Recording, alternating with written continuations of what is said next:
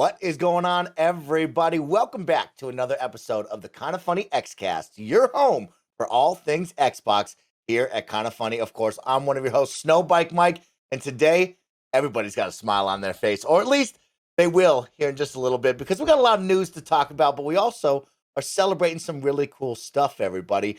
Right now, I have my two co-hosts, Paris Lilly and Gary Whitta. I'll start with you, Mr. Paris Lilly, because I'm celebrating you, because today you are Bungie's community focus for all the Guardians out there in Destiny. Paris, congratulations. That's really cool, my man. Oh, thank you. Thank you. Yeah, they reached out to me last week about it, and I had a little write-up in there about kind of how I got into Destiny back in 2014 and what it meant to me, and quite the honor for him to reach out to me about that. I mean, I obviously love the game. I've been playing it since day one, so really cool.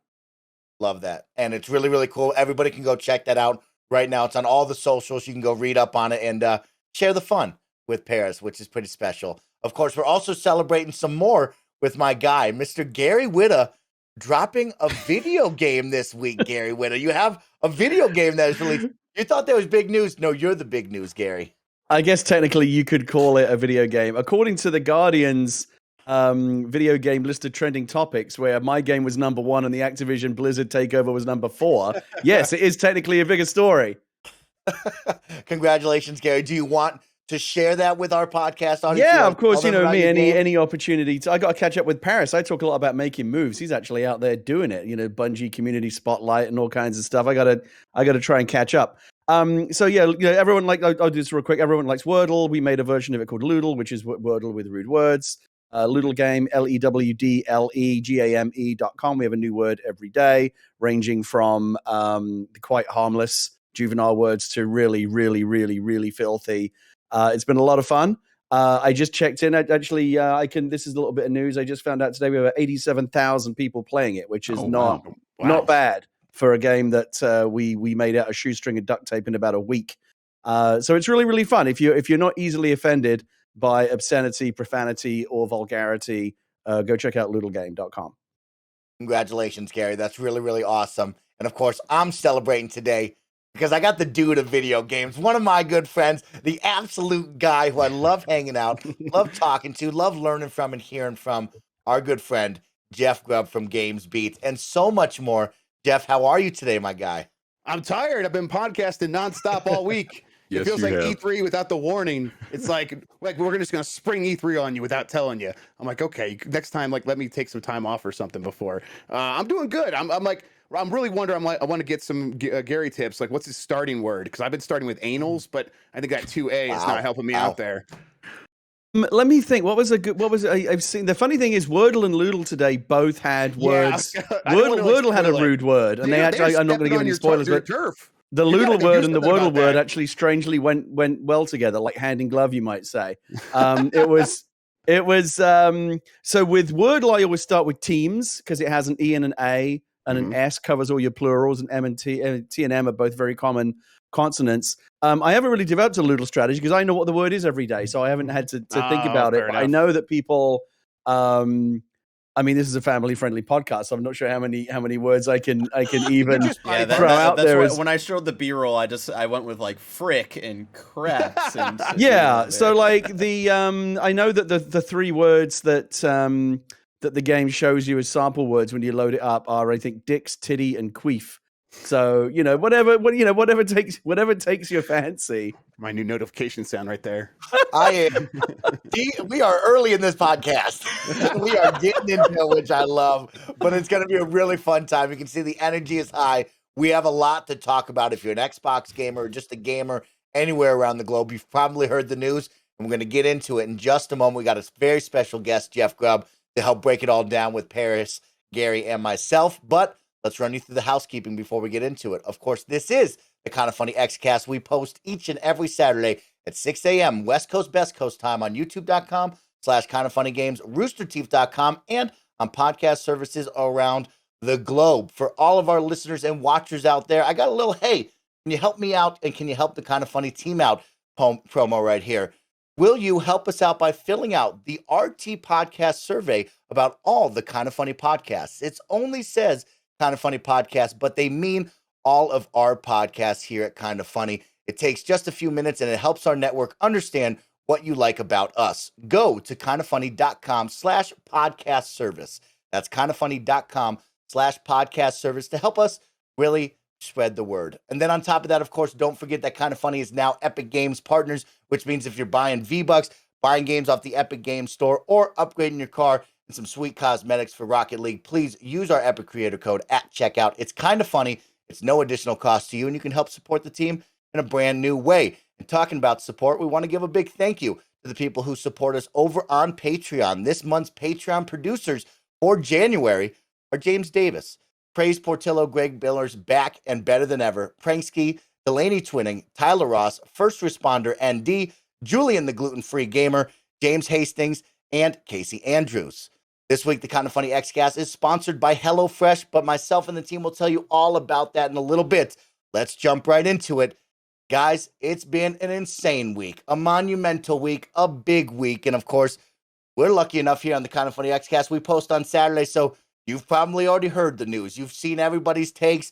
You've gotten to kind of ride the wave throughout the week, and we're going to kind of catch up and talk amongst ourselves on the Xbox side here for Kinda Funny of what has just gone down. But if you've been living under a rock or you say, hey, I don't like social media, I'll break down just the key points you need to know really fast. Xbox and Microsoft have acquired Activision and Blizzard, announced on January 18th, 2022 for a purchase of $68.7 billion US.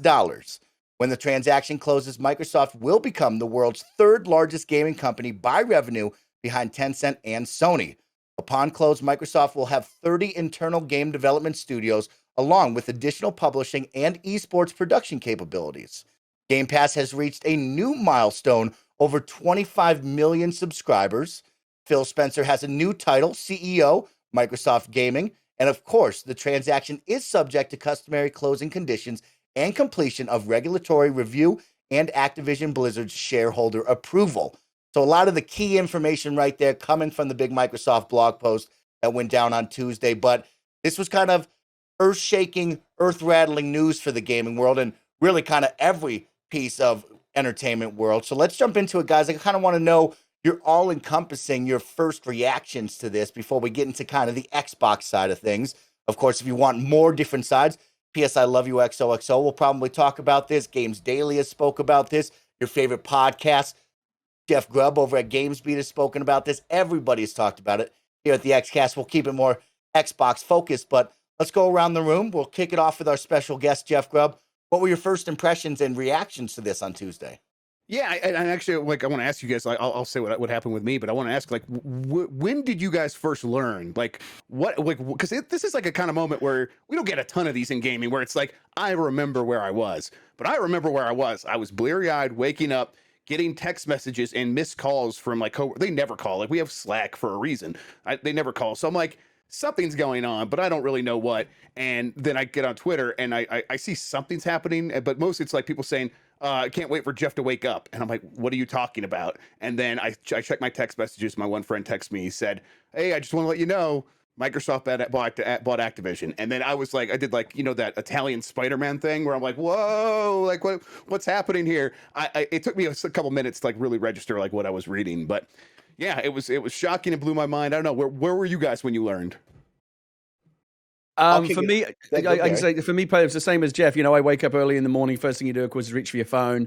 Yep. So I was in bed, and the first tweet that I saw, I was like, "Yeah, it's got to be a joke, right?" But then you see more and more and more and more, and it's like, "Oh shit, is this actually real?" And it was kind of dawning on me slowly. But yeah, the news dropping in the morning as it did, I'm sure a lot of people were kind of spit taking their cornflakes across the kitchen on Tuesday morning. And it's funny, I was thinking about it. It's like, who is like running around and springing into action more right now? People at Sony or people like Jeff Grubb, whose job it is to like very quickly respond to and analyze this news? There was a lot of people that went from 0 to 60 on Tuesday morning as this news dropped. Yeah, my heart rate went from 0 to 60. Gary is right. Yeah, I would say for me it was I'm up at 6 a.m. and I'm walking down the stairs, and then kind of like you're saying, Gary, I'm checking my phone and I get the news alerts from the Wall Street Journal. So that's the first thing I see is the Wall Street Journal reporting that Microsoft just acquired Activision, and I'm like, I must still be dreaming. Maybe I'm not up yet, right?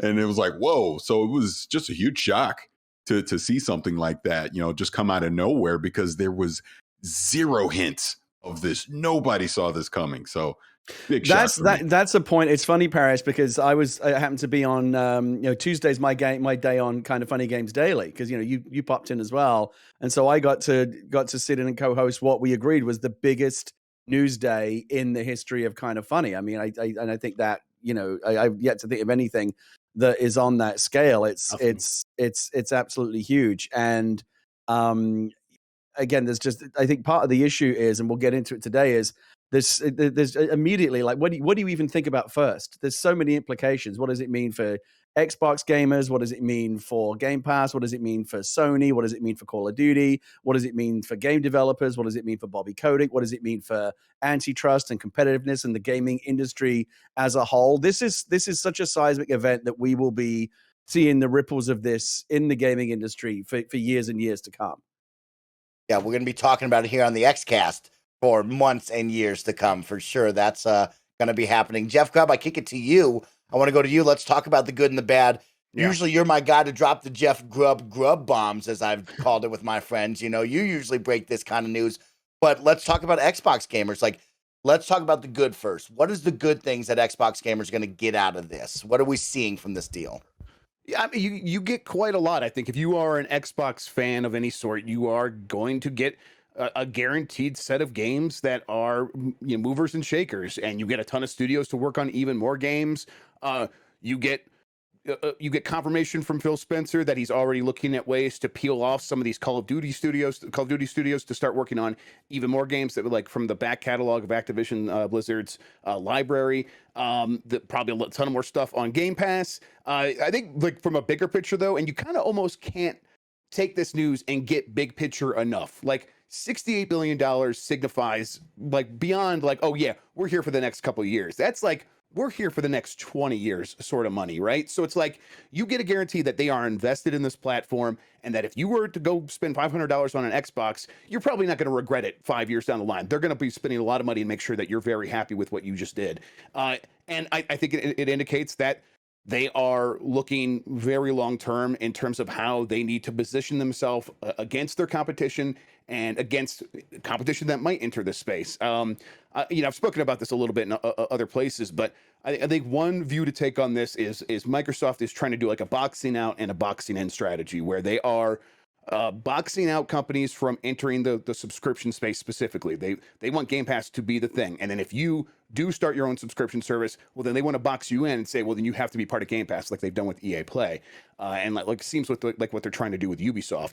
And and like the reason they want to do that is because they've been so behind on so many other things. They've never had the first mover advantage except for with Windows. And then everything else has been, we're going to come into Skype. We're going to buy Skype later after Skype was already a thing, and then struggle to figure out what that is. We're going to buy Beam.Pro and turn it into Mixer and fail to turn that into anything. We are going to enter the console space late and try to make that work. And, that has worked, but we did not have first mover advantage. Right now, they think they have first mover advantage, and they are going to do a lot to make sure that they keep that. And that includes spending this kind of money. So it's just an indication that they are super invested. And if you hop in on the party, you're going to get the fruits of that labor and kind of sit back and just kind of get a bunch of games. And you don't have to think about it much beyond that, because, who cares if it's like competition between Sony, all them. You're just here to play games. Well, then you're going to do just fine.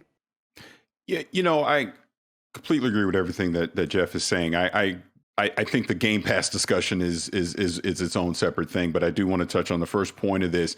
My first initial thought was, okay, now Call of Duty can take a break. Call of Duty no longer essentially has to be an annual title. No longer does Raven and Vicarious Visions and High Moon and all these other studios that are internal support studios at this point at Activision can now have some creative freedom to go do a quote unquote passion project that they want to do. And the first thing that came to my mind was Obsidian, that once they were acquired by Microsoft, you're seeing them do things like Grounded, and they're going to do Avowed, things like that, where everyone always just assumed they were kind of the a support studio in a way where they would do something for another publisher, but it wasn't their own original creative idea.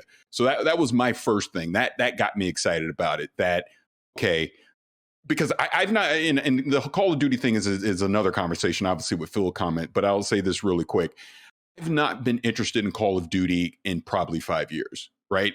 Because they just beat it into the ground because it was coming every year. So I'm like, all right, now that you're a part of Xbox, now that you're a part of Microsoft, you no longer need to just crank this thing out. And we know it's the 800-pound gorilla in the room. We know it's the number one selling game. We get all of that, but maybe it doesn't have to necessarily be that anymore to still be successful. And maybe if just a Treyarch or a Sledgehammer is the one that's focusing on Call of Duty, and we get it every 2 years or every 3 years because they have more time to actually work on it, maybe they can actually do some unique things in the first-person shooter space versus what we've basically been getting a rinse and repeat the past decade, right?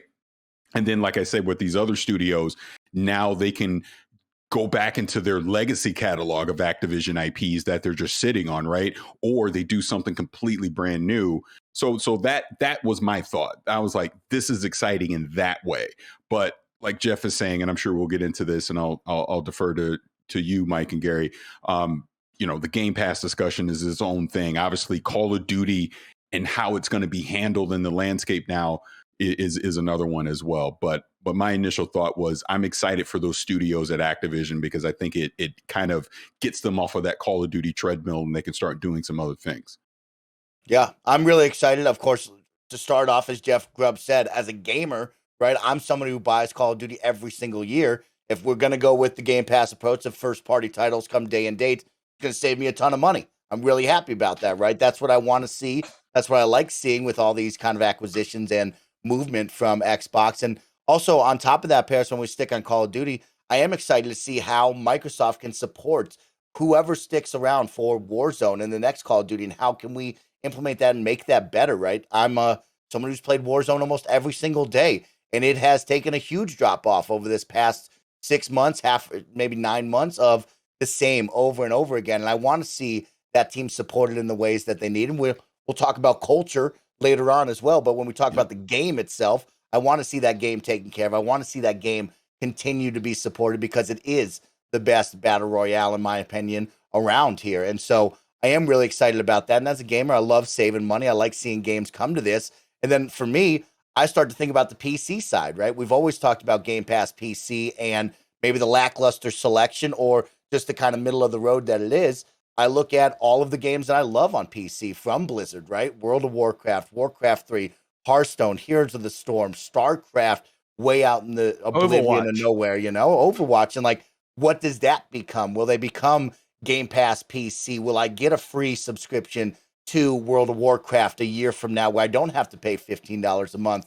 My poor mom has been paying that for years. I'm sorry, Mom, I love you. But, things like that would be really cool. So it is very exciting, and it's so big, like you and Jeff have said. There's a lot to look at from the top down, and it's almost too much right now just to kind of spit out. So I'll let Gary go now. I mean, it reminds me a little bit of it's funny, first of all, I just got to say, I don't know if you remember on the Xcast last week, we were talking about how Microsoft looked like it was going to have a slow Q1. And we were like, Xbox needs to be making some moves. It's like Phil Spencer was like, just like he heard that, he was like, hold my beer. And now here we are. Yeah, it's interesting. I'll go back to what I said when the Bethesda acquisition happened last year, which is as far as existing Xbox and Game Pass users are concerned, they're all good, right? You're already in the lifeboat. If any, your situation's only going to get better. Like you never have to buy another Bethesda game again. Now you'll never have to buy another Call of Duty game again. And certainly, the old days of, well, the Sony player, it was multi-format, but Sony players always got the exclusive content, the exclusive game modes. That's obviously gonna flip. The people who I think have had most cause to be nervous this week are Sony PlayStation gamers who really like Call of Duty. They've been in this kind of limbo of like, well, what does this mean for me?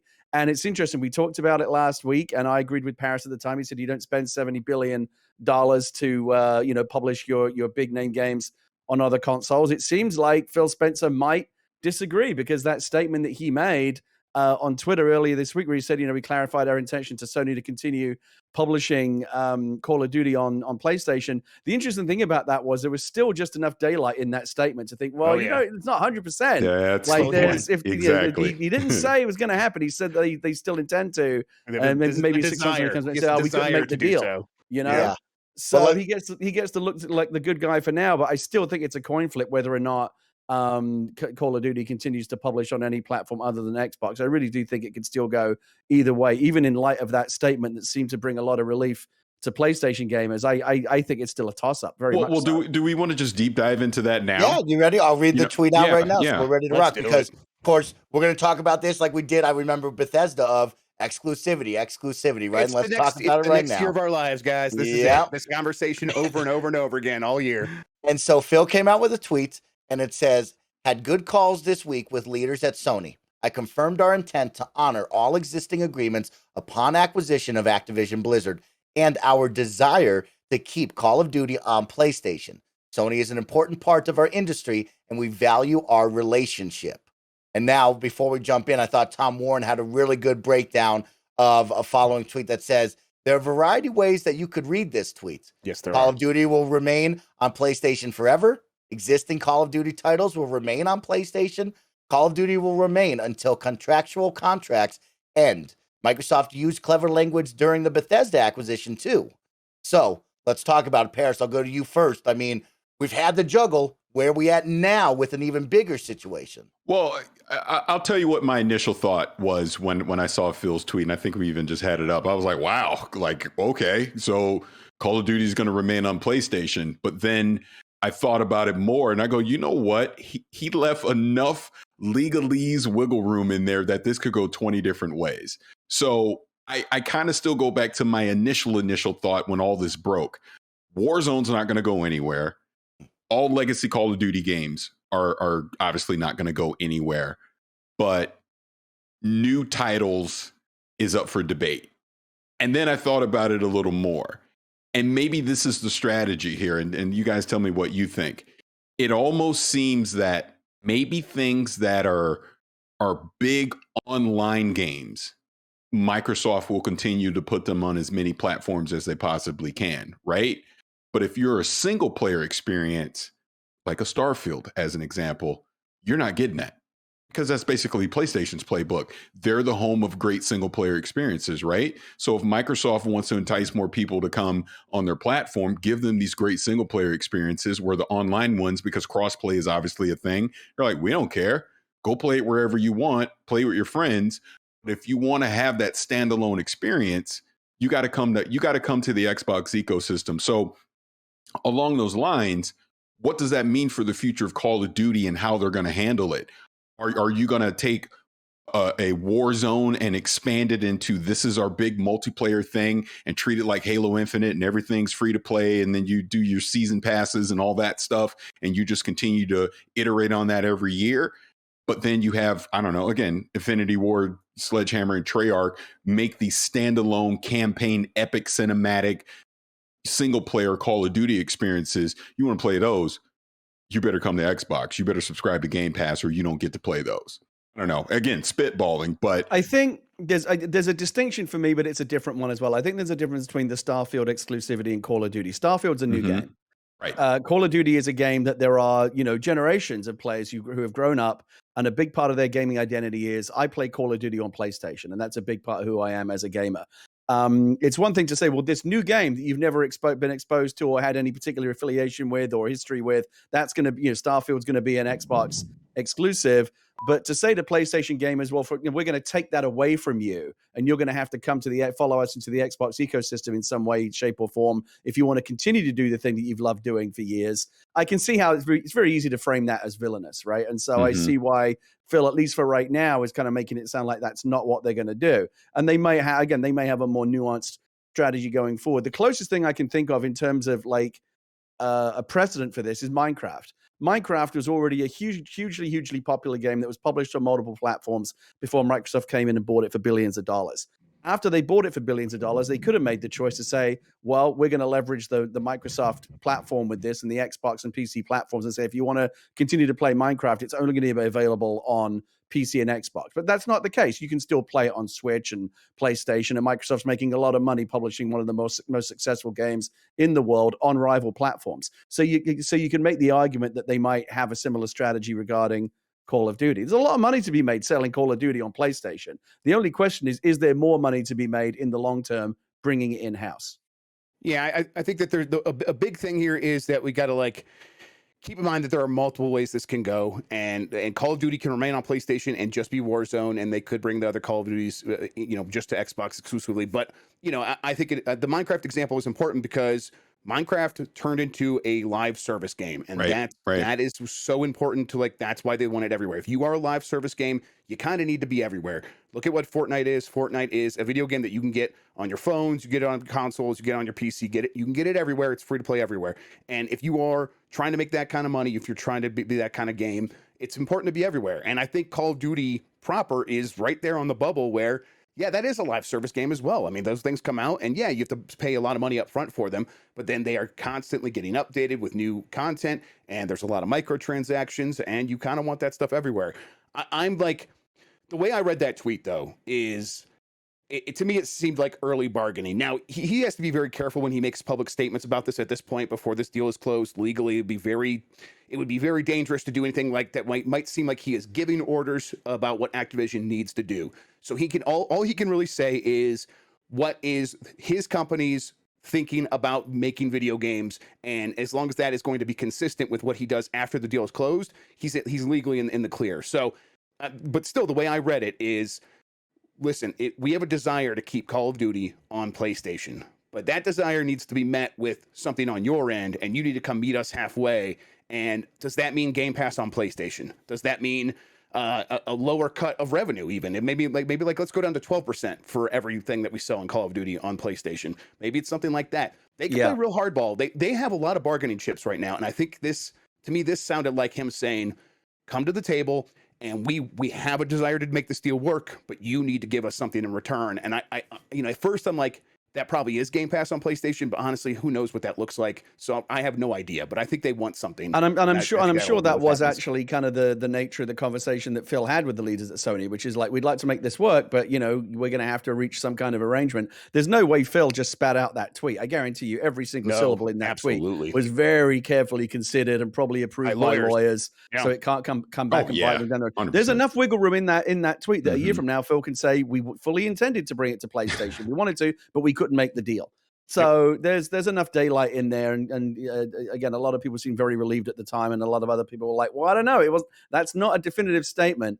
So again, I think it's still very much a jump ball. Question, and because I can't remember, but didn't Bethesda also say that Quake is also still going to be on PlayStation as well? I feel like I read that. Like new Quake games going forward, or I'm not sure if they said that specific. I don't remember. So because that goes into the whole thing, like you're talking about with Minecraft being a live service, and we're talking Call of Duty. I'm thinking again, that would be another example of a multiplayer game where they're like, look, we want to make sure that's everywhere. Mm-hmm. I mean, I think the thing here is just if they do get Game Pass on PlayStation, does that mean they have to start putting Halo out on PlayStation? Is it just cloud streaming? If it's just cloud streaming, does it matter? Does that actually make a dent? There's so many angles to that alone. I'm like, that's such a weird. I mean, Phil has said, and this is where it gets really interesting, that he doesn't care how you play the Xbox game, what piece of hardware you're using. And we've talked about the dongle, we've talked about the smart TV apps, we've talked about all the different ways, your phone, your computer, anyway, as long as you have paying $15 a month for that Game Pass subscription, that's what they care about. There's a lot of money to be made. Yeah, but I think players care how they get into the Xbox, right? Cats and dogs living together type situation where there's a Game Pass app on PlayStation, a cloud app, and you're playing Halo on your play, which is again, it's just another piece of hardware, right? So why not? But at the same time, that seems very, very weird. At the same time, again, if you'd have told me 20 years ago that Mario and Sonic would be in a video game together, I would have laughed at you. So who the hell knows? I think players care about how they access games, and I think Microsoft knows that. Well, Phil Spencer doesn't care how you access Xbox. I think he knows that the audience that spent $500 on a PlayStation probably isn't going to connect their controller to a TV to stream Xbox games for the most part. There are going to be a couple games that maybe are movers and shakers in that way. But for the most part, they're going to be like, I spent the money on this console. I want to play games on this console. And if they show up here, I will pay for them. And I think they know that. And I think they're like trying to figure out a way to make that, to thread that needle. But again, I think this is just part of that process. And really, I mean, that's still, you still have to deal with the human nature of getting like Jim Ryan to agree to all that stuff, a bunch of people at Sony to sign off on that. And I think they're not going to rely on like the whims of the current leadership of Sony. They have plans for all this stuff that involves like, has nothing to do with Sony. This is mostly about creating a strong brand, a strong, like, that can generate a ton of revenue almost no matter what. And that's what this future is all about. And PlayStation is going to be something where, we'll have conversations with them. I think a big part of that tweet is maybe Sony reaching out to Microsoft and saying, we need to talk about this. Also, can you please maybe make a public statement so that our stock price stops taking a dip, that sort of thing. So I think he's trying to be a good guy, but also he's like, Sony, you can come along and play ball with us or not. Xbox is going to do Xbox's thing, and that's what we're seeing. Sorry, go ahead, Paris. Oh, no, I was just going to say, doesn't this also go back to, and I can't even remember what COVID, the timeline anymore. I think Phil said this a couple years ago, where it wasn't that necessarily PlayStation, Nintendo was their competition anymore. Their competition was Google, Amazon, Facebook, corporations like that. This again goes into the thinking of, this is why you acquire a Bethesda. This is why you acquire an Activision. This is why you have a Game Pass subscription service, because that's their business model now. They're in the subscription business. They're not in the standalone buy one copy business anymore, even though that's an option. Yes, we will still sell you hardware if you want it, but we really don't care. We want to make sure there's enough content in our subscription service that you want to continue to subscribe to it every month, whether you want to play it on the console, whether you want to play it on the PC, whether you want to stream it on the cloud, through the dongle on your smart TV. We don't care. So along those lines that we're talking about Game Pass on PlayStation, sure, of course, if a deal can be made to have it there, Microsoft is 100% open to it, just like they would want it on the Switch, just like they're going to want it on the Steam Deck. They're going to want it everywhere that you can play a game. So it really just comes back to, like you're saying, would PlayStation want to play ball on something like that? I personally don't think they would. I don't see, but maybe going to this Call of Duty tweet, maybe Call of Duty is the bargaining chip for something like that to happen. I mean, that's a very, very big bargaining chip. And we've talked so much on the Xcast about Game Pass as the centerpiece of Microsoft's Xbox strategy, and this whole idea of like, we're going to keep spending money and acquiring things and building up the value until it becomes literally an offer you can't refuse. It's like an undeniable proposition. Like, if you're serious about gaming, how can you not have Game Pass? And between Bethesda and now the Activision Blizzard acquisition, which is by far the biggest investment they've made in Game Pass, the biggest acquisition that Microsoft, not Xbox, Microsoft has ever made, and the biggest acquisition in the history of gaming. Again, we can't really overstate how big it is. I do think if it hadn't already, this does now cross some kind of Rubicon, and where, unless you are an absolutely hardcore dyed-in-the-wool PlayStation or Nintendo gamer who is perfectly confident, perfectly happy, content to just sit in their little corner of the universe and play, PlayStation exclusives and whatever third-party titles Microsoft hasn't now taken off the table, which ones remain. I don't care how tribal you are. If you care about playing the best games, I don't know how in the years ahead you're going to be able to not have a Game Pass subscription. Yeah, I think I'd agree. If you are in any way questioning like what to get, if you are still on PS4 and you're a Call of Duty fan or whatever, even if you're not, you're like, the way Microsoft is behaving, the safe bet is probably just go with Xbox, because I know at that point that I'll get this and I'll get that. These things are guaranteed. And then any moves they make in the future, it seems like things are moving that direction. It's just the safe bet. Now, it's not going to win over everybody, but that's going to start to move the needle. And then as they announce the exclusivity plans for many of these brands, Diablo 4 shows up exclusive on PC and then Xbox Game Pass. That's like a thing that's like, more people get moved, They have a lot of leverage on controlling the momentum that people have. People are like animals. We have our brains are very simple. We just kind of do what we're used to, and it takes a lot to get us off of the path that we're already on. These are the kinds of things. This is the kind of money that can actually alter that path somewhat. It's funny. I asked. Sorry, go ahead, Paris. No, I was just going to say really quick, and please jump in. But I was just going to say one other aspect of this we can't forget is, King is obviously another part of this acquisition as well, and Candy Crush and the whole mobile landscape. Because let's not forget, Call of Duty's on mobile. You got Candy Crush. I believe that there's a mobile Diablo coming as well. So Diablo Immortal. That's, again, you're trying to cash in on that whole thing as well. And like you said, Jeff, that's just another way to bring people into the ecosystem. Yeah, it's funny, people don't talk about, because it's not sexy, right? We don't talk about mobile games, but those Candy Crush, those King games, they make so much money just quietly behind the scenes. $1 billion a year, easy. They've been the Candy Crush saga. I stopped writing about mobile games in like 2016, 2017 because I'm like, this industry is stagnant. The same game has been at the top of the charts since 2012, and that game was Candy Crush Saga.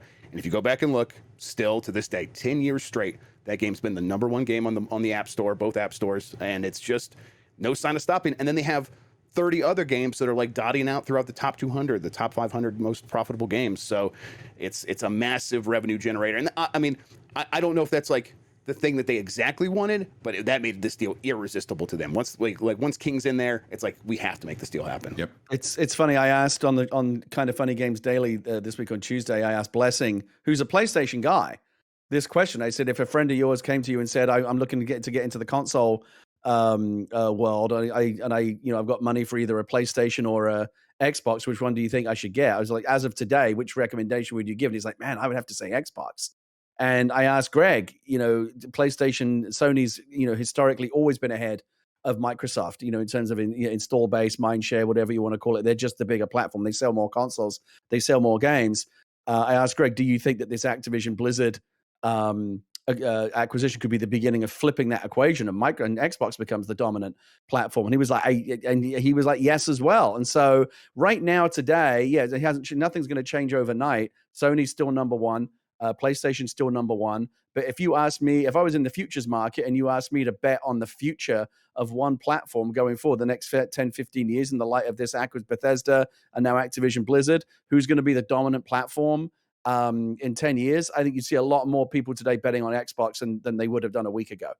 And I wouldn't even bet on like Tencent or Google or Amazon, right? Like, these are companies that have sniffed around this market, and Tencent is a Chinese company, and their way of doing business is usually, let's make some investments, like usually minority stakes in a lot of companies, and then sit back and wait, and they're going to be happy to continue to do that. But Amazon and Google and a few others have sniffed around this market, and they're like, hey, let's try something. Let's put a lot of money in there. They're not talking $68 billion money. This is the kind of thing where they look around, they're like, oh, that's what it takes to compete now? Actually, no, we're good. And they're going to stand back and really reassess. Is Amazon, they're going to keep going with their MMO, but are they going to really kind of try to do anything else in this market, looking at what Microsoft is willing to spend? And with Microsoft's institutional knowledge of 20 years of working in this business, trying to compete with that's going to be a really tough ask for any one of those big companies. And that's the interesting thing, Jeff. It's not like these other companies couldn't spend. In fact, if Amazon wanted to spend that money, it could. If Apple wanted to, it could. If Google wanted to, it could. They have as deep pockets as Microsoft. The difference is they didn't and Microsoft did. What you think? Anyone who's wondering about, is Xbox in this for the long haul? Are they truly serious? I think the marker they just laid down this week gives you everything you need to know. Yeah. It goes back to last June when during whatever you call it, E3 or the Microsoft showcase or whatever it was, and Phil Spencer and Satya Nadella had that conversation. Satya Nadella even said it, that they're in it for the long haul. They're investing into gaming. Gaming isn't just some hobby for Microsoft. It's a key pillar of their overall business strategy, and clearly we've seen that here this week with the I was going to say words are cheap, but $68 billion is not. So that really shows that they're putting their money where their mouth is. Yep. Well, you know what? We're going to take a quick moment to hear from our sponsors, and then we'll be right back. This episode is brought to you by HelloFresh. Sticking to your New Year's resolutions can be hard, but if you're focusing on saving money by ordering less takeout, learning to cook, or prioritizing your wellness, smashing your goals is a piece of cake with HelloFresh. HelloFresh has endless options to make cooking at home simple and enjoyable by delivering pre-portioned ingredients to your door, including farm-fresh produce that arrives within a week. HelloFresh has 50 menu and market items to choose from every single week, including some more family-friendly or gourmet holiday choices. Kevin Coelho, Paula Coelho, they've been loving HelloFresh. They, of course, Paula, being a vegetarian, like the options of having the vegetarian stuff, and they've been having some fantastic meals over there in their Coelho household. Go to HelloFresh.com/KindaFunny16 and use code KindaFunny16 for up to 16 free meals and 3 free gifts. That's HelloFresh.com/KindaFunny16 and use code KindaFunny16 for up to 16 free meals and 3 free gifts. All right, guys, we're right back, and there's still a lot to talk about. There's things we'll talk about next week and beyond, but we talked about the good. Let's try to do big picture again. Talk about the bad. Is there any bad that you see coming from this deal, right? We've seen on social media, Activision Blizzard maybe on the decline, dealing with a lot of stuff in the press that we've spoke about over the past couple of weeks with culture and the treatment of employees. Is there anything bad that Microsoft and Team Xbox and Phil will be taking on, and how can they right the ship and fix that? Oh, 1000% there's bad. And you just said it's Bobby Kotick and just the overall bad image of all the culture at Activision. It has not been a good look at Activision the past, God, I don't know, year or so, however long it's been going on. So they're going to have a lot of cleanup to do, PR wise, to fix the image of all those studios and just all the negativity that's come out of that.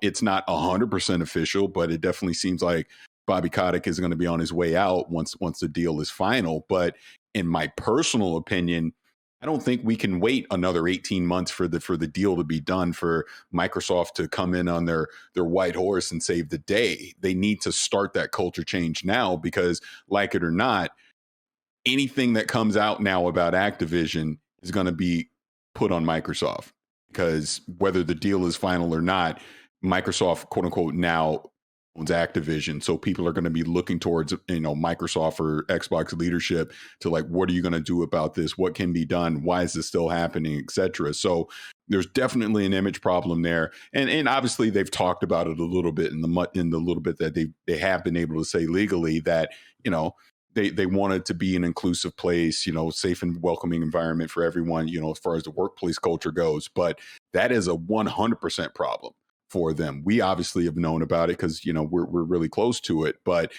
mainstream media is seeing it as well, and it's being talked about. So to me, that's probably their biggest hurdle they're going to have in the next 18 to 24 months, is just turning that narrative around and showing that Activision, the old Activision, is no more. And here's this great new workplace that's diverse, inclusive, everyone, safe place to work. Everyone's excited to work there, type of thing, because right now it clearly is not.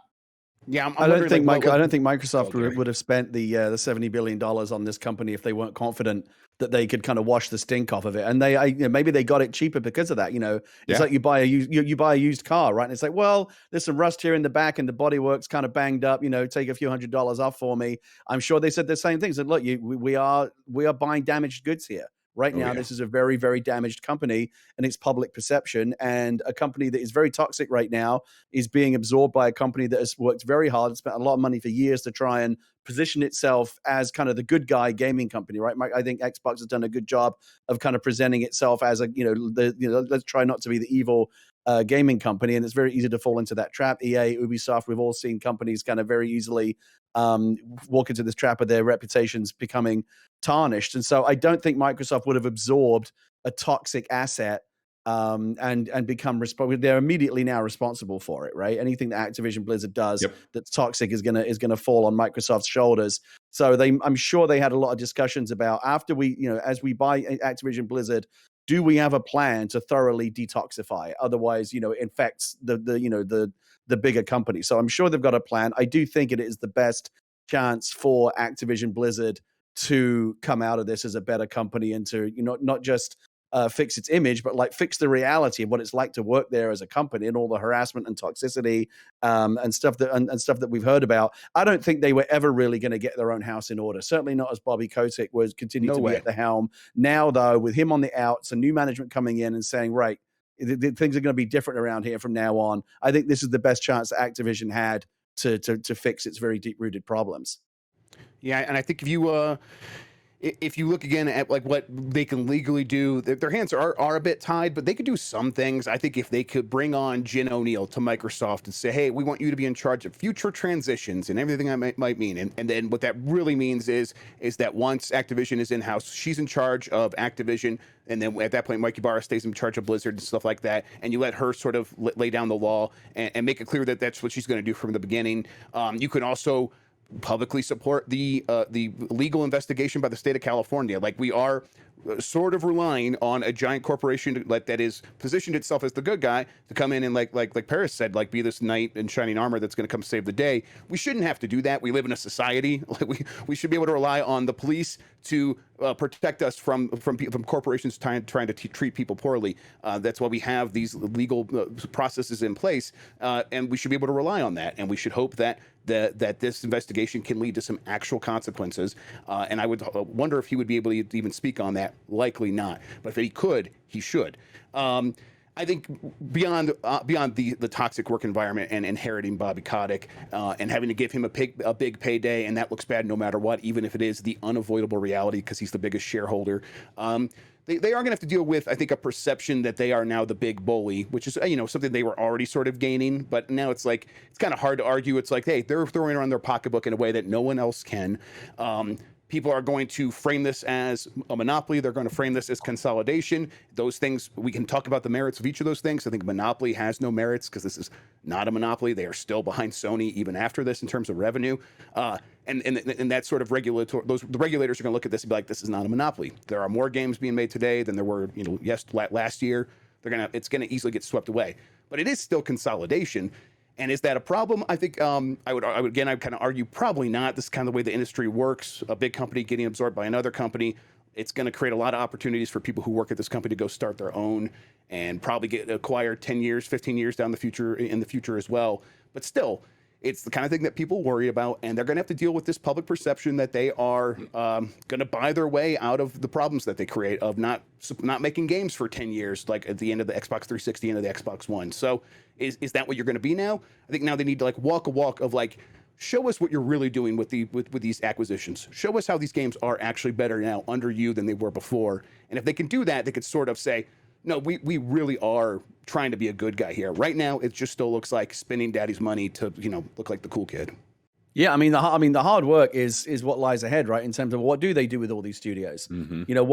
What is the plan for Call of Duty going forward? Do we continue the factory process of having multiple studios put one out every year, or do we want to come off of an annual cycle and free up some of these studios, Treyarch, Sledgehammer, Infinity Ward, so many studios to try and do some other things and kind of broaden the portfolio? They didn't really buy Activision; they bought Call of Duty Incorporated.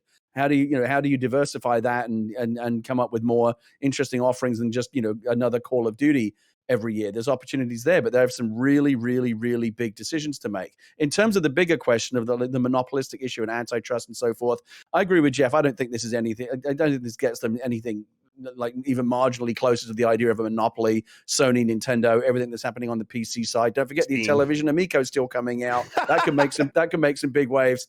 We're nowhere near a monopoly, but I agree that it's still a little bit disquieting for anyone who worries about the corporatization of our world and uber capitalism. I know Barrett has some very strong feelings about this, and I think those are totally valid. You could make the argument that we did take a small step closer this week to the dystopian future where Demolition Man, the only restaurant is Taco Bell, and there's two giant corporations fighting over everything, and we're caught in the middle. It's obviously that reality is still a ways off, but we took a little bit of a step closer. Every time there's a major media consolidation, we get a little bit closer to that.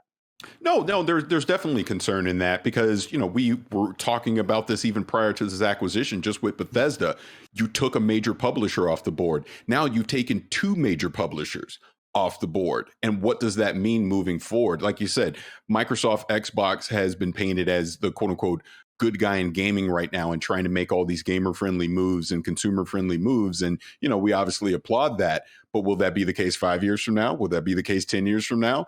Are they going to, and I'm pulling this out of my butt, but what if they acquired Ubisoft? Now what? Are we still looking at them as the good guys? You know what I mean? So we are edging ever so close to this not being a good thing. Definitely. Yeah, I mean, and it's getting closer to where we are in Hollywood. If you think like a major pop culture property, just pick one off the top of your head right now. Chances are it's owned by either Disney or Warner Brothers. Right. Yeah. And there's a few others out there, but you've got two major companies that own almost everything, and it's arguable that at some point in the future, I think it would take many years, but at some point in the future, video games would look a little bit like that.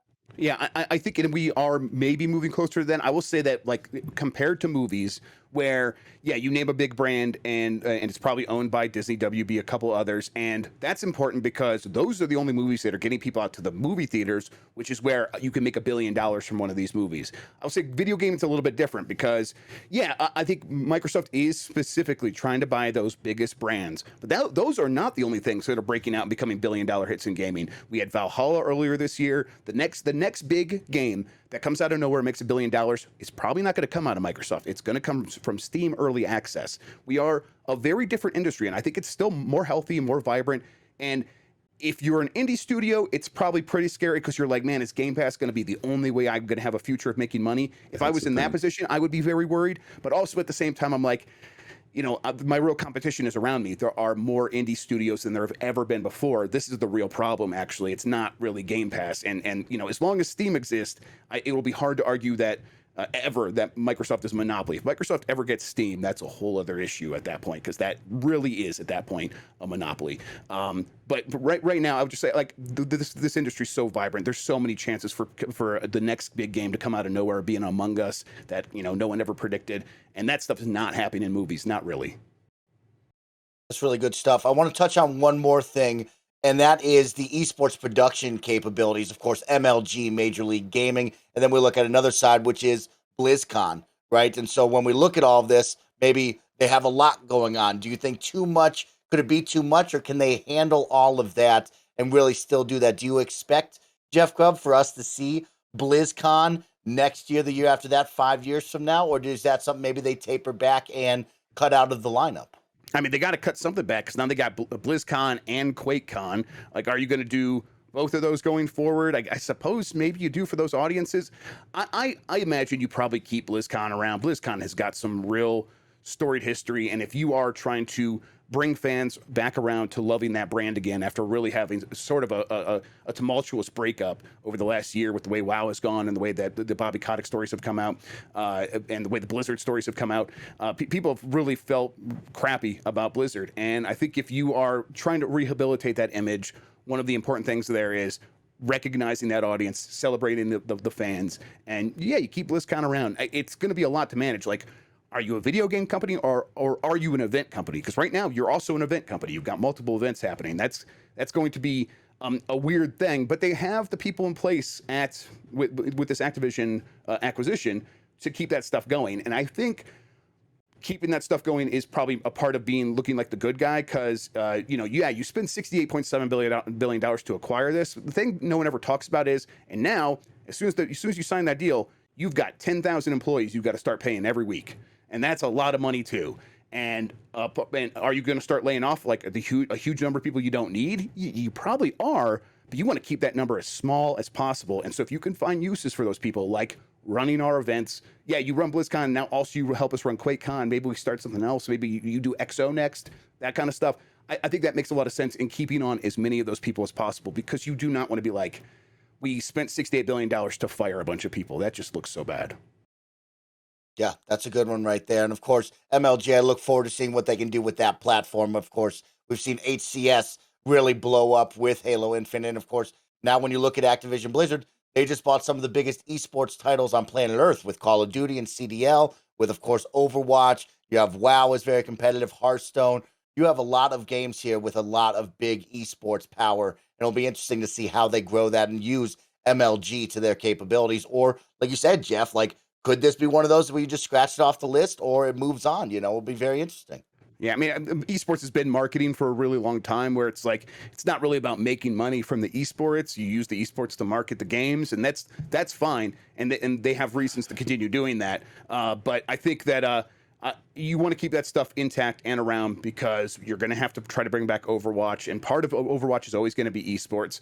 Although I wouldn't be surprised if they do sort of edge ever just gently away from esports and just say, let's be happy that these games are games and not worry so much about treating them as competitions, because that creates a lot of headaches. Like we've already seen like the competitive community for Halo trying to nerf a gun that everyone loves, that sort of thing. So maybe they're like, let's just let games be games for a while. But I don't know. I don't know. I mean, I'm not an there. esports expert, but there's clearly money to be made in esports. Call of Duty. And as Mike just touched upon, what's interesting now is, I'm thinking about this for the first time, Microsoft now has a portfolio of some of the biggest esports titles out there, right? Between Hearthstone, StarCraft 2, Overwatch, Call of Duty, Halo. They are positioned, if they wanted to put together the closest thing that this gaming industry's ever seen to the Olympics. Like they could do that, and they would own all of it. It would be pretty amazing, I think.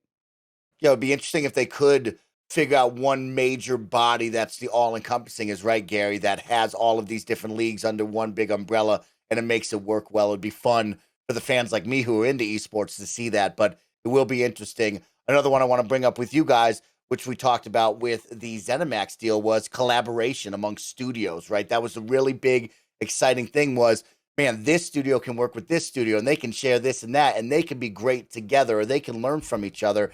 And now you bring on some big-time heavy hitters in the industry to join this squad. And so I want to talk about collaboration, and I also want to talk about the vault of IPs. What can we look forward to? Do you expect a big resurgence of some of these older IPs or these IPs that have been put in the vault? Or do you think we focus on what we have at the now and see more collaboration between the two? Like, I think, Gary, who does incredible cinematics? The WoW team. And I would like to have some dope cinematics in all my video games, So I would go to you and see what you think.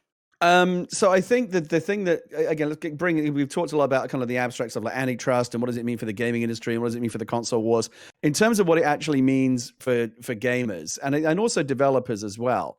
Because I'm sure, again, people who work at Sledgehammer and Treyarch and Infinity Ward are having a lot of feels this week, a lot of feelings about how this might change, what they do. I'm sure there are plenty of people at Treyarch and Sledgehammer and Infinity Ward and these other companies who don't feel like it's the best thing they could be doing to just be making every third Call of Duty game, and just being on that nonstop production cycle of just, where the biggest question you ask yourself every year is, well, is it World War II again or is it modern day? And that's it. Like this, it really, it's very, very stale.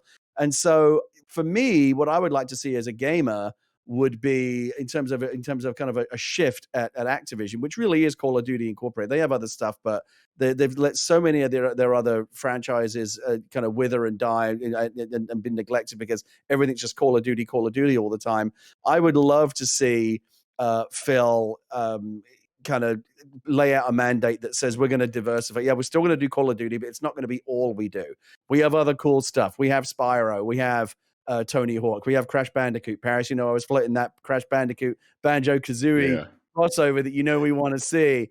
I would love to see them. You could make the argument, Call of Duty aside, which obviously is a titanic title. Like, you can't take anything away from it. But you could argue that in terms of a portfolio of like really, like, what's the diversity of like really rich, diverse franchises that you have that are still very viable? That the Bethesda, which cost 10 times as less, is every bit as good as Activision. Yeah, the Blizzard titles are really exciting, but they don't have a big footprint on console, most of them. And other than that, like, what does Activision really have other than Call of Duty? Well, let's find out. Let's see what else we want to resurrect. Are there things from Activision's archives and libraries that we can resurrect and bring back? How do we diversify the Activision brand as not just being that every year we make Call of Duty company? And then there's the conversation that we had on KindaFunny on Tuesday about what does this mean for the Blizzard titles on console? Is there a way to bring World of Warcraft to the Xbox in a way that has never really been seriously thought about before? Is there a way to kind of to make Blizzard more of a console company? Obviously, Overwatch and Diablo and other titles are on console, but Blizzard has always been kind of a PC first company. I think the biggest user base is on PC. I would love to see a way to kind of reevaluate what Blizzard can mean to console gamers, and again, what Activision can mean to all gamers beyond just shitting out a Call of Duty game every 12 months. Yeah, I want, like, the thing. Here's what I want to see, and this is like my. So how PlayStation was like, hey, we're gonna do the PlayStation Studios thing. It's going to be just like the Marvel logo at the beginning of a game, and we're going to start building this universe that people get excited about. Microsoft should take that idea and just really do it. And so what you do is you make a Spyro game, and at the end of the Spyro game, you just put a hint in there that it's connected to a Crash game, and then you make a Crash game, and then Spyro shows up, and then you make and Spyro says something about Banjo-Kazooie, and then you have Banjo-Kazooie show up, have a game, Jeff. and then Spyro and Crash show up in that, and then you're like, so it's going to be all the mascots, right? So you want the XVU, you want the Xbox You've video been game saying what universe. Sony fans have been asking for years of like, at the end of a Ratchet, let's get Sly Cooper and like let's get Jack and Dexter. But you don't stop there. In the Banjo game, at the end of that one, Master Chief shows up, and then you say, "Hey, here we're going. Here's our Smash game. Here's our Smash game that has all these characters fighting together. Doom Guy's there. Everyone's invited. Blinks the Time Cat's there. Everybody." So the reason why I think Sony's never been able to do that, and we saw it in PlayStation All Stars, is that they do have some great properties. They do, but they've never really had like the full bench strength. Like Nintendo can do Smash Brothers and bring in all these amazing titles in a way that Sony's not been able to do. The reason why that metaverse fighting game that Warner Brothers is doing is interesting because they're able to draw on this massive library, whether it be Harry Potter, Scooby-Doo, Space Jam, you name it. They own all these things. Microsoft now arguably has the portfolio to do all of that kind of crazy interconnectedness if they wanted to. Jeff, I'm a little disappointed you didn't say Conquer, but I'll let it slide. Okay? I thought you were bringing the squirrel. He did right. Nobody wants to Conquer. Oh, Paris, stop that. That's my dreams.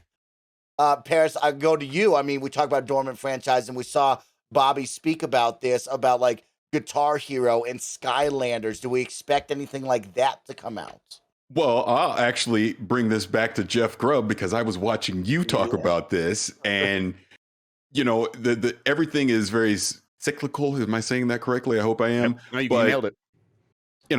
I do think it comes back because I do think we'll start to see the peripherals come back in. I'm sure people got a whole bunch of plastic guitars, in a closet somewhere already. But yeah, I could definitely see Guitar Hero, DJ Hero, Skylanders, all that stuff eventually come back and kind of reignite that market again. Not anytime soon, but I definitely see it happening. And that's just the recent history of Don't forget, Activision is one of the most storied companies in the industry. It's been around for many, many years. You can go all the way back to Pitfall and River Raid. Yeah. They have a very, very, very, deep archive of like older titles that I imagine are going to get looked at. So I mean, there's we're not just thinking about like the recent history of Activision, but those of us who are old enough to remember, I played Activision games on my Atari 2600. And Microsoft owns all of those now as well. Like if they start dusting things off, who knows what they might find. But they got Harry's going to be the Uncharted killer. Everybody, look out. Yeah, but I will say just along those lines, and it goes back to something I was saying earlier. I just hope, as a whole, like forget just Activision for a second, but Xbox Game Studios, Bethesda, and now Activision. It's 30 plus studios at this point. I hope this is now the opportunity that we start to see some more new IPs be introduced. Yes. Right? Take that risk of bringing them out. We obviously know these games have huge budgets. You want to make the safe bet and you don't want to introduce a new IP and it fails. But with 30 plus studios making games, now's the time. If there's ever going to be a time in this industry that we're going to start to see some new franchises emerge, Microsoft has the chance to do that. I mean, I'll bring it back to PlayStation again for a second and say, in my personal opinion, the best new IP of the last generation was Horizon.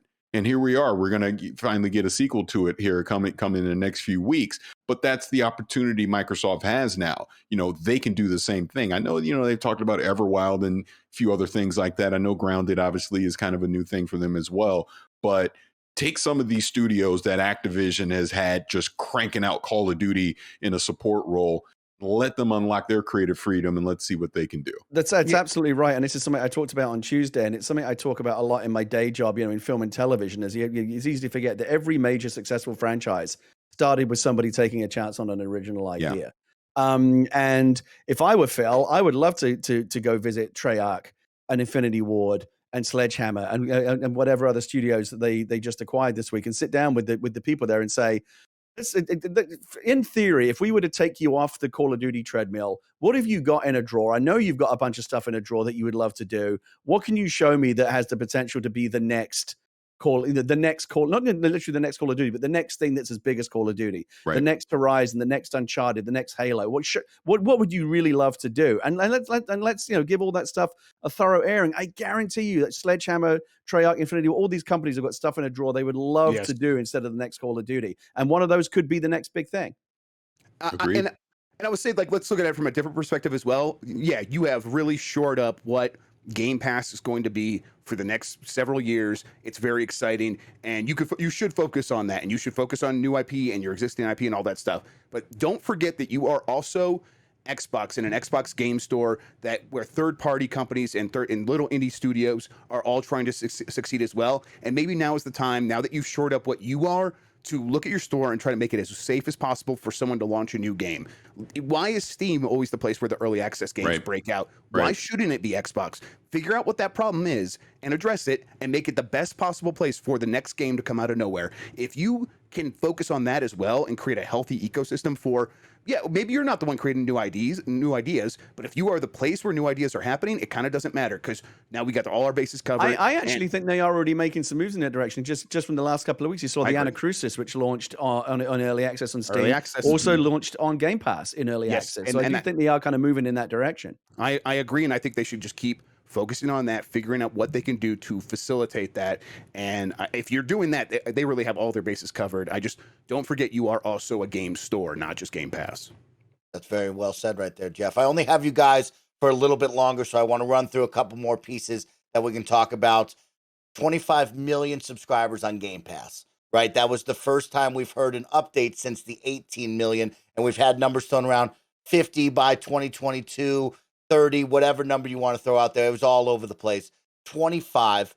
Paris, how do you feel about that right now today? And then after this acquisition, does that just skyrocket with the right moves of, Blizzard and all these different games? Believe it or not, when I was told that number, when I saw it, I was surprised because I thought it'd be higher. I really did. I really thought at this point it would be in the 30s. But 25 clearly is still a good number for them. But yeah, I really did think after, especially coming out of this holiday with Forza, success of Forza Horizon, success of Halo Infinite, I did think Game Pass would have a higher subscriber count at this point.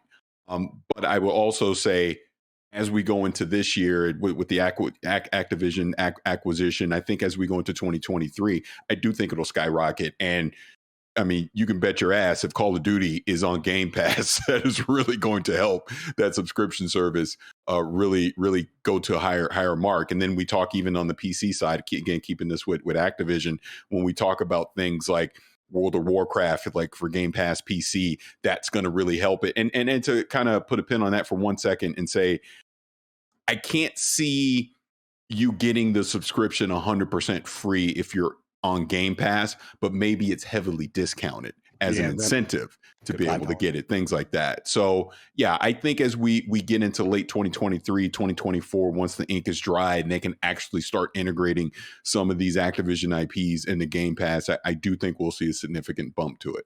One of the other, because we were talking about what's the, there's obviously lots of good for gamers, but what's the bad? One of the other kind of skeptical angles on this that I saw this week, and I wanted to ask Jeff about it because I'm sure he's seen this and thought about it, is I saw some op-eds in a couple of major publications that was saying that this is a step closer to kind of the Netflixification of gaming, and that's a bad thing. And I didn't kind of dive deep into it enough to kind of really kind of get my arms around all the arguments, but there is certainly a future that we also took a step closer to this week, where there's no real ownership anymore, even digital ownership, and everything that we play is through Game Pass, and games come and go, just like movies and TV shows come and go on Netflix. And I know some people are taking a dim view of that. I was curious to know what you thought about that side of it. Yeah, that's still, I mean, I think that's a valid concern. People are allowed to voice that, and we should voice that so that Microsoft stays aware that people are worried about that. I think that, the digital ownership rights of licensing stuff is always going to be a hairy thing. But for the most part, Microsoft has made it clear that they want to maintain that option of you can buy it or you can have it on Game Pass. Both are fine with them, and whatever you're comfortable with, they're going to maintain. And I think he even he was even in an interview with Kara Swisher, I think, just a couple weeks before this. Maybe it was just a week before this acquisition happened. And he was explaining, he's like, the difference between us and Netflix is we have a game store, and we are at Walmart, and we're at Best Buy and GameStop. Right. You can go buy it. And that business is still bigger than Game Pass. And he said that explicitly. And I think I think they want to maintain that option, because I think that that actually does make it feel quite a bit different than what Netflix is. Now, that does not mean they have not begun looking at the possibility of a game that is only on only on Game Pass and maybe stream from the cloud or something like that. But they're looking into that, and they know that they need to be very careful about how they position that. And maybe it's something like 1 versus 100, and maybe it works like similar to how Tetris 99 works on the Switch, where it's like, yeah, you get it part of the subscription, but it's sort of this like live thing, and it makes sense that it's like part of this service or whatever.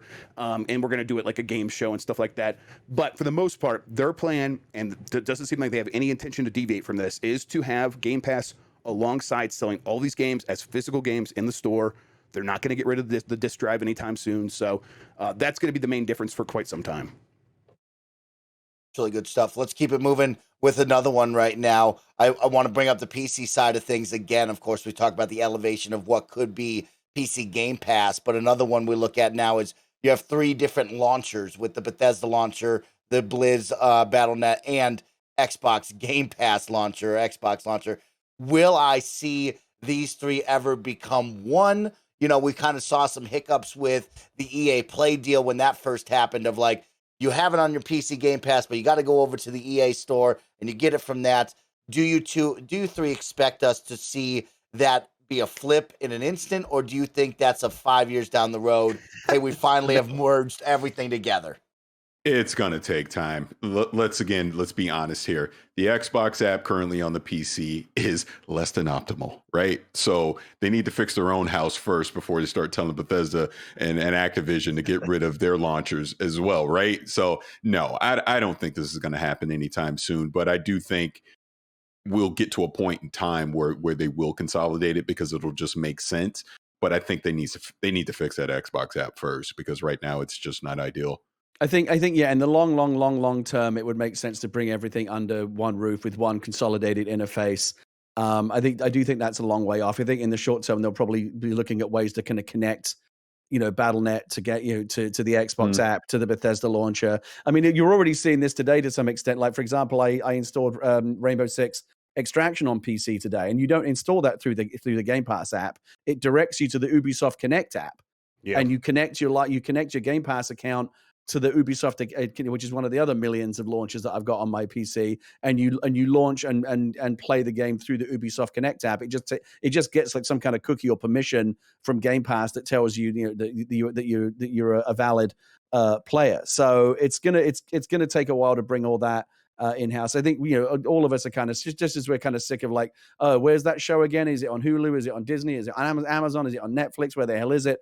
Jumping around. I'm looking at my bar right now, and I've got Steam, I've got Epic, I've got Xbox, I got Bethesda, I got Rockstar, I got Battle.net, I got so many different things.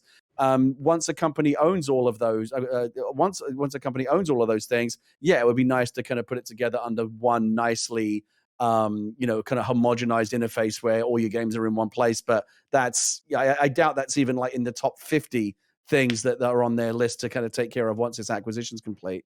Yeah, but now they really do have an incentive with the number of things they have on PC, and I'm sorry, Battle.net is so massive. Millions of people still use that for World of Warcraft. Well, maybe a million people still use that for World of Warcraft. But Overwatch, Diablo, these are people who have been diehard Blizzard fans for decades now. They are used to using Battle.net. They're going to continue using Battle.net. And I think I would just hope the future is, and this is Microsoft working on Windows. There should be no excuse. Like, it should almost be like a tab system. Like here, you have Battle.net. Like one day it's gonna update, and there's gonna be a tiny little tab on the bottom. And if you click that tab, it's gonna switch you to the Xbox version of Battle.net, and there's all your Game Pass games. And you click another tab, there's Bethesda, and there'll be a tab there for Game Pass. And if you subscribe, you're gonna get a little bit of goodies in each one, or get a lot of games in each one of these tabs. And it should just be the quickest, slickest, UI ever. But they haven't been able to do it when they're just working with the Xbox app. So why would they be able to do it with this? To me, it seems completely nuts that they haven't been able to figure this out. But I would hope they will. I mean, one of the things I remember, Jeff, when I was editor in chief of PC Gamer, and I'm going back more than 20 years.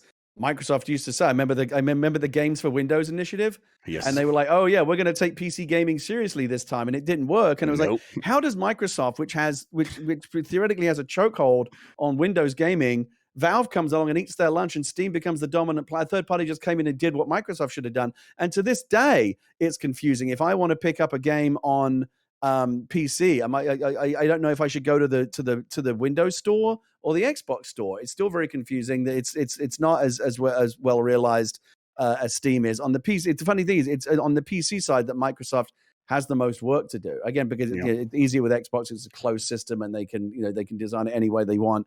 PC is a little bit more of a Wild West. But I agree on the PC side. That's where they bringing together all of these different launchers and back-end architectures of BattleNet and Warzone and Bethesda and everything else, and Game Pass and the Xbox Store and Game Pass are two separate things.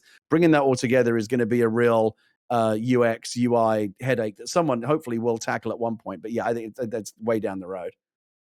I want to end the show with one word: the metaverse. But I don't really actually want to. We'll talk about that another time. What I want to end with is I want to go around to you three, and I just want you to kind of tell me what you want to see from the future of this deal. Of course, we'll talk about it so much throughout the year. It will not be a done topic. But right now, today, what do you expect? What do you desire? What do you dream of from this deal, a year from now, 5 years from now, here on week number 1? So I'll kick it to you, Mr. Gary Whitta, to kick us off.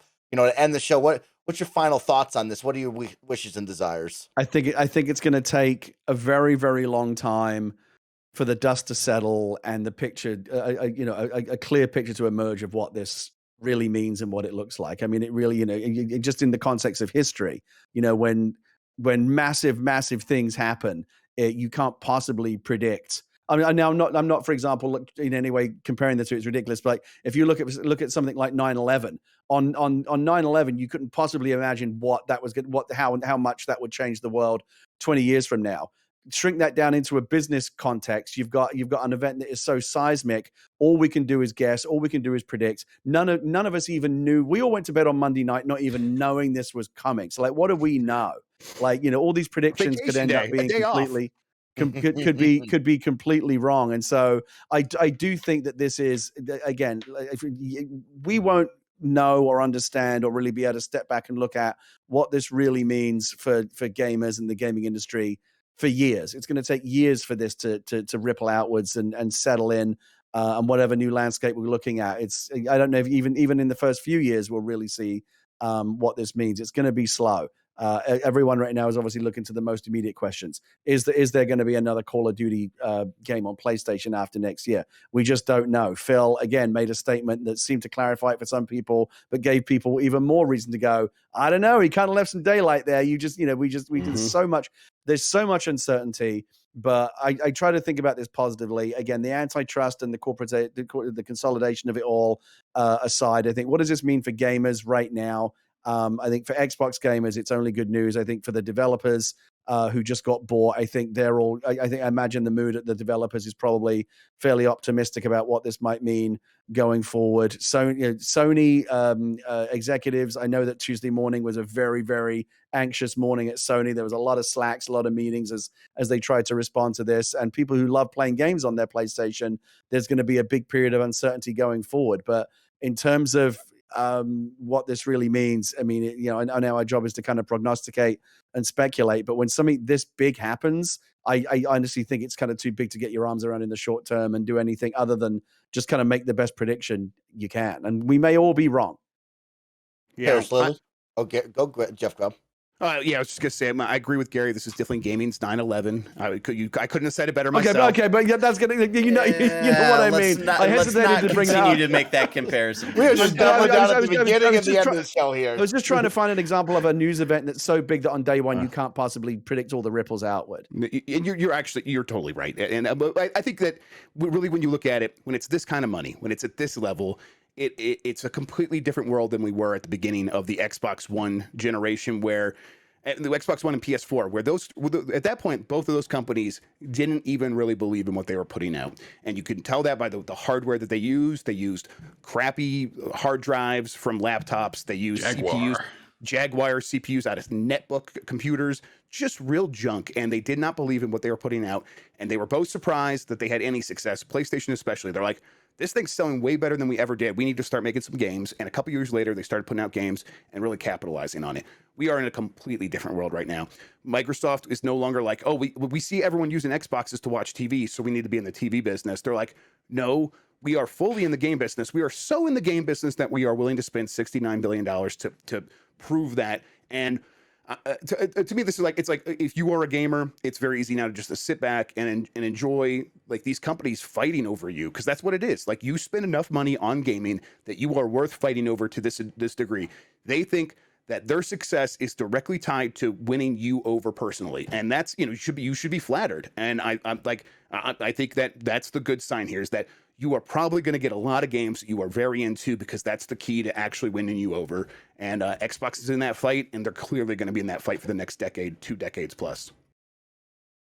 Yeah, I mean, just to piggyback off of that, my thing is simple. It's kind of what I've been saying throughout the show is I just feel this continues the opportunity to unlock the creative freedom of some of these development studios and give us experiences that we've never had, be able to actually take a risk versus the treadmill factory of games that we've had over the past, honestly, 2 decades, really, when you think about it. How many new unique IPs have we seen in the last 20 years that's done something that another game has not done?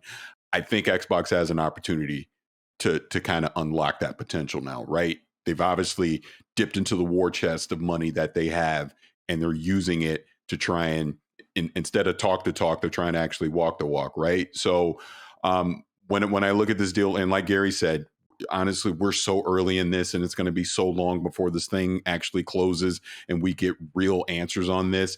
We're just going to spend the rest of 2022 speculating, and well into 2023 speculating about what this is really going to be. So my ultimate hope is that on the surface, the good far outweighs the bad of this deal, and that we just get great games. That's what it's all about. We get great games, we get great experiences, and as consumers, we're the ones that ultimately win from this.